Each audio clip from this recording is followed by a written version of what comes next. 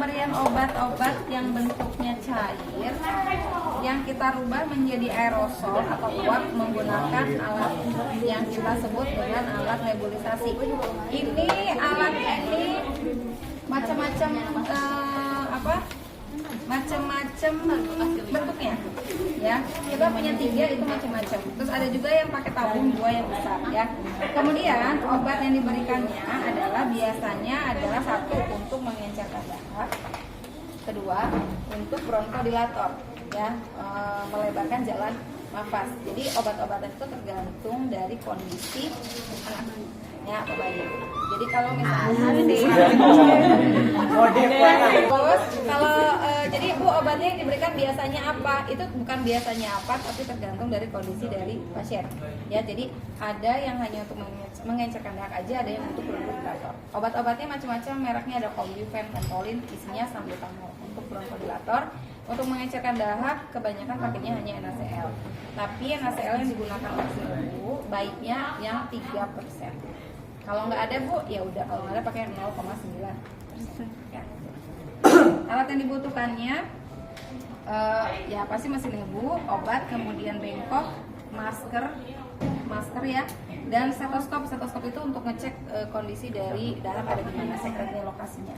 Kemudian kita butuh anduk karena setelah nebu kita perlu melakukan fisioterapi dada ya. Nanti tergantung dari sekretnya ada di mana, dan kita juga harus melakukan postural drainase ya. Jadi kita memberikan efek gravitasi supaya dahaknya itu bisa mengalir ke jalan nafas yang lebih besar gitu ya. Contoh kalau misalnya dahak saya cek lokasinya misalnya ada banyaknya di paru-paru sebelah kanan ya. Nah, itu kan berarti berada di daerah bronkeolus. Nah, supaya dia pindah ke bronkus, berarti saya harus melakukan postural drainase ke arah sebelah kiri gini ya. Jadi supaya kita rontokkan. Itu emang di bantal kayak gitu, bayi? Taruh di bantal kayak gitu? Enggak, belum. Ini kan belum selesai di posisi dada, bayinya posisinya ya. Tapi kalau misalnya nebulisasi, dia harus semi polar, tidak boleh tiduran ya. Jadi dimiringkan, nanti di clapping, kemudian vibrasi. Karena dahaknya ada sebelah kanan. Kalau dahaknya sebelah kiri banyaknya sama gini. Kalau dua-duanya ya bergantian aja. Ya. Kalau posisi dahaknya ada di apex gimana Bu? Boleh aja bayinya kita gendong. Posisinya begini. Digede. Ya, Bu. Jadi ada posisinya ada di kanan. Oke, itu untuk fisioterapi dada. Nah, untuk nebulisasi alat-alatnya kita siapkan dulu. Kemudian posisikan bayi, posisinya harus semi polar atau duduk ya, bayi atau anak. Kemudian cek dulu nih si mesin nebunya nyala apa enggak. Takutnya nanti Omron. Nah, kemudian kita biasa komunikasi, perkenalkan diri, tujuannya buat apa, terus jelaskan berapa menitnya. Jadi nebulisasi ini tujuannya untuk memberikan obat yang dirubah menjadi bentuk uap supaya bisa dihirup, ya, mudah dihirup dan dahak menjadi encer supaya bisa keluar ya. Kemudian kurang lebih waktunya 15 sampai 20 menit tergantung dari obat yang diberikan berapa menit ya. Posisikan pasiennya, terus kemudian kita cek dulu deh, nggak apa-apa nih, cek dulu posisi atau lokasi sakitnya.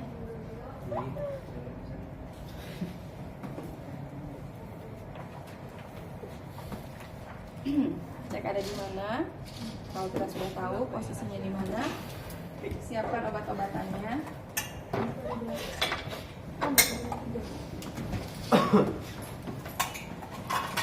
Nah, bengkok disiapin, takut bayinya nanti ya muntah ya, tidur.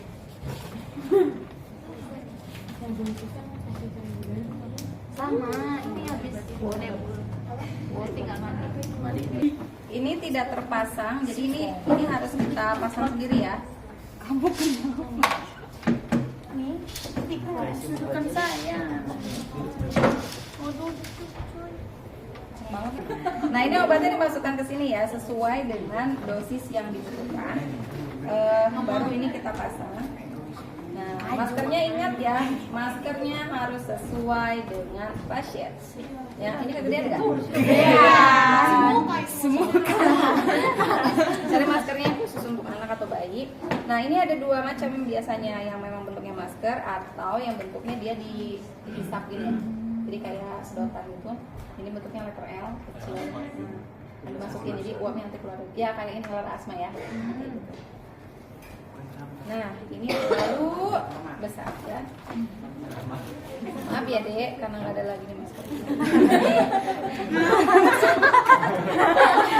Gede banget. Oh, ini besar sekali. Maaf ya Dek. Makan. Langsung keluar semua.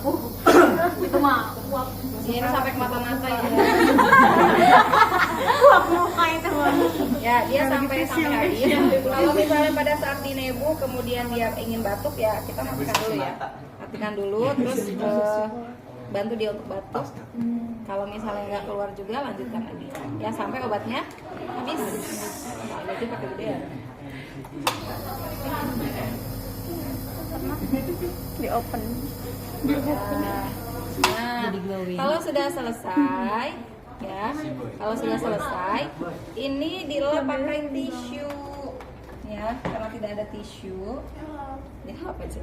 Karena ini kan uapnya tuh, ini basah mana-mana. Bayi keringetan, kenapa? Satu dia panas, kedua dia menangis. Jadi dia masih Nah, udah selesai di nebu.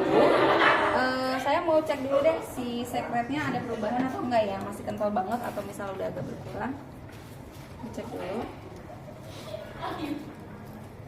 Oke, sudah mulai nggak terlalu kental. Kedengerannya dari suaranya biasanya. Oke, baru kita lakukan fisioterapi dada. Ya, posisi bayinya. Kita turunin dulu, kan tadi duduk ya. Baru kita berikan alasin ya. Alasin, jangan terlalu tebal juga. Tadi lokasi dahaknya ada kanan dan kiri. Saya mau ngeluarin yang kanan dulu, jadi saya miringkan ke sebelah kiri. Ini saya topang di bawah, clapping. Ya, lakukan clapping berapa menit? 1 sampai 5 Ya, terus ya. Kalau misalnya dia udah mulai mau agak batuk, itu kita langsung vibrasi. Ya, jadi supaya si bayinya muntah atau dahaknya keluar. Kalaupun nggak muntah, dia akan menelannya bersama. Nanti akan ya masuk ke dalam saluran pencernaan dan keluar melalui feses. Tuh 2, 3, 4. Ya, terus sampai dia mau batuk ya. Dan kalau misalnya anak yang kita nebulisasi sudah bisa batuk efektif, kita ajarkan untuk batuk efektif. Ya, Meludah ajar ini ya. Batuk efektif. Gimana caranya? Yuk, tarik nafas. Kalau bisa, kan di atas 5 tahun. Emang nebu bayi doang? Dewasa juga di nebu kan enggak? Ya, tarik nafas, buang. Terus tarik nafas, buang. Terus nafas, tahan. 1, 2, 3.